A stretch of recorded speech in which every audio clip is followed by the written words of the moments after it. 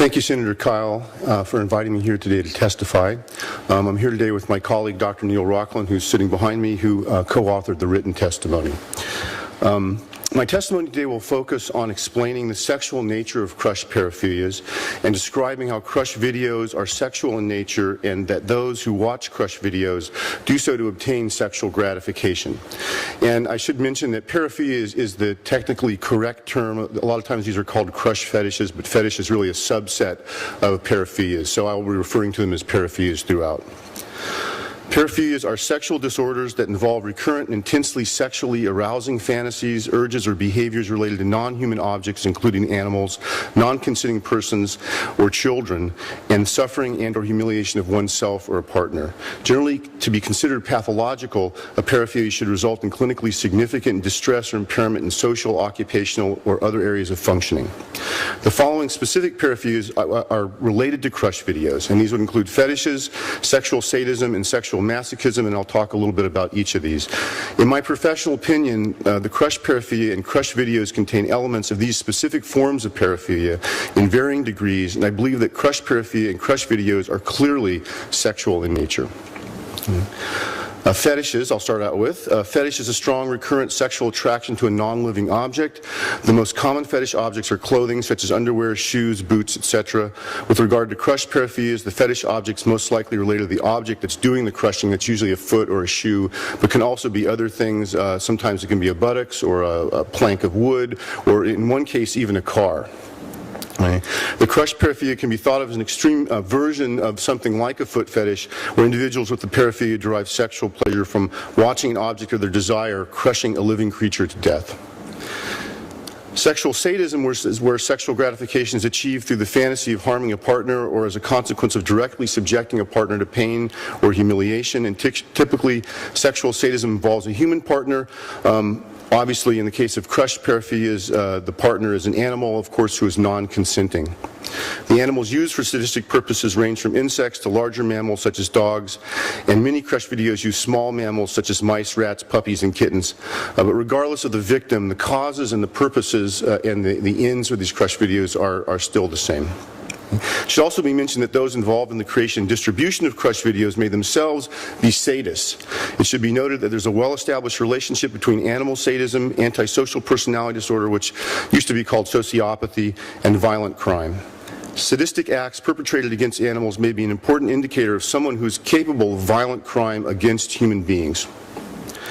Sexual masochism is a feeling of sexual arousal or excitement resulting from receiving pain, suffering, or humiliation. Many of those involved in crush paraphilias take sexual pleasure in being crushed, squashed, or being put under pressure. Masochists often suffer from personality disorders in which they're only able to experience feelings in the context of situations where they are hurt or in pain. In terms of crush paraphilias, the masochistic aspect is an identification with the animals being tortured or killed, actually seeing themselves as the animal being crushed, and these individuals obtain sexual gratification through this identification. And it should be mentioned, like other paraphilias, crush paraphilias primarily involve men. And crush videos primarily appeal to men and are of most interest to when the person doing the crushing is a woman. And the theoretical reasons for this are outlined in my written testimony. And I'd like to mention treatment. Typically, people who have a paraphilia do not seek treatment unless the paraphilia has resulted in legal consequences. In other words, unless they've been arrested and forced to go into treatment by the court. Paraphilias, especially the more egregious types, such as pedophilia, are notoriously difficult to treat with high rates of relapse. One of the problems with successfully treating individuals with paraphilia is that they have a high rate of comorbid mental disorders. Given the rather more primitive nature of the crush paraphilia and its high level of social unacceptability, it's likely that most individuals involved with crush paraphilias will not seek treatment or even be willing to acknowledge they engage in this activity. These characteristics would indicate there would be a strong commercial market for crush videos that can be watched in secret. And I'd like to conclude that human males with certain abnormal psychological profiles have the capacity to become sexually aroused by watching crush videos. The treatment prognosis for those involved in crush videos is very poor.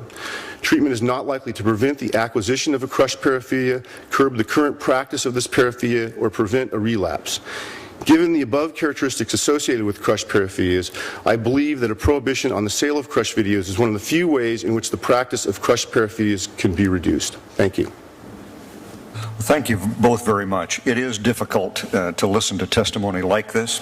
It's obviously essential, not only to stop something that is enormously cruel. In your testimony today, we learned that these Animal Crush videos don't involve actual sexual intercourse, or at least typically.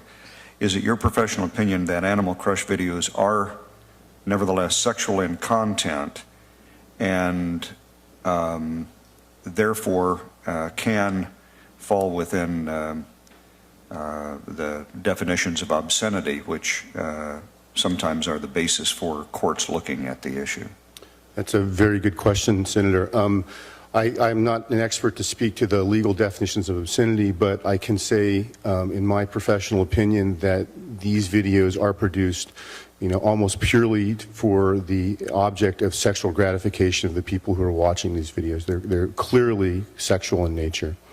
And just to be clear, I haven't gone through all of your qualifications, but it's in your resume. Can you describe just a little bit of how you have come to these conclusions? Sure. Basically, I teach a class on atypical psychopathologies, which include a whole list of things that we typically call bizarre behaviors and some things that are culture-bound syndromes.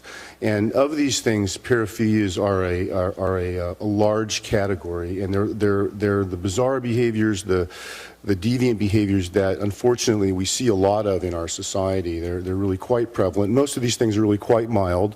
They're not serious, but we do have some, like pedophilia, like crush paraphilias, that are very, very serious and obviously have a lot of socially unacceptable aspects to them. And so, by teaching the class, through my clinical practice, I've come across some of these things and learned about these things over the years. So you've studied literature, you've had firsthand experience through your own practice, and have made this part of your professional understanding and teaching. Yes, I haven't actually treated somebody with a crush paraphilia, but I have treated people with different paraphilias. And you've certainly studied the literature on the subject. Yes, studied the literature and pretty extensively at this point. Well, again, this is a subject that I think the Congress wants to deal with as quickly as we can, in a way that will ensure this time that we get it right. The courts will uphold what we do so that we can prevent the kind of cruelty that's involved here, and hopefully help people who suffer from the sexual deviancy that you've identified. If my colleagues have questions, we'll leave the record open for a few days here to permit them to ask you questions, and I may think of something else that we need to ask.